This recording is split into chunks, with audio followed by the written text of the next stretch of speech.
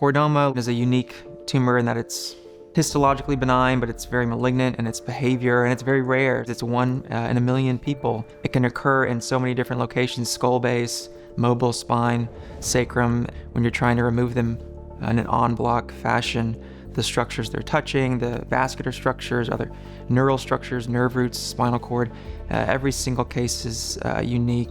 I'm Barber. I'm a neurosurgeon here at Houston Methodist Hospital. Clinically, my kind of passion has always been spine tumors. Chordoma is a primary spine tumor, which means it grows from the spine. The average lifespan for someone with chordoma is something like 5 years, unfortunately, but treatment, surgery specifically, does have a big impact on that, and the way in which the tumor is removed can greatly affect the patient's prognosis if the tumor is removed in an appropriate manner. Sometimes very aggressive techniques are used in an attempt to get all of the tumor out.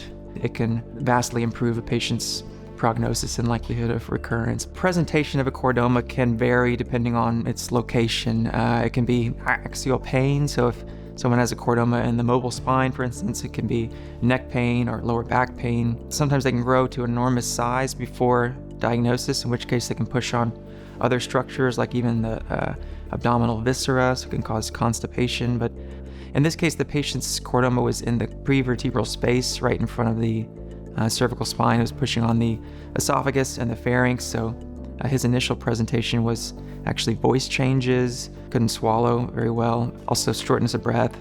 So he initially thought it was his tonsils and saw an ENT specialist who did a scope and kind of saw that it wasn't his tonsils. There was kind of a mass behind the pharynx there. Today we're taking out tumor from the back and stabilizing the spine with instrumentation. Part of the tumor was coming into some bony elements in the spine called the pedicles.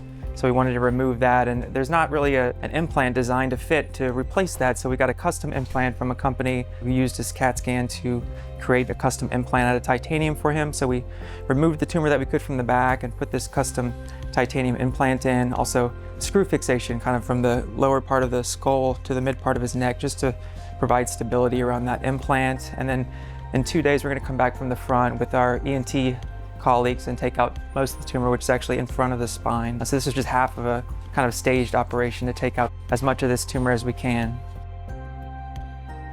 Typically, we'd like to have an en bloc or sort of a wide or marginal resection, but in this case was not possible, so we opted for an attempted gross total, a piecemeal resection. We're trying to sort of balance the morbidity of the procedure with outcomes. So we of course want him to live as long as he possibly can, at the highest quality of life he possibly can, but we don't want to exchange too high of a risk, for instance, of him dying from bilateral vertebral artery injuries, spinal cord injury, being paralyzed. Quantity of life is important, but quality also important. And so we have to kind of balance all these things, and I think it's good for us to have mentors and other sort of spine tumor surgeons in the community. We can get our heads together.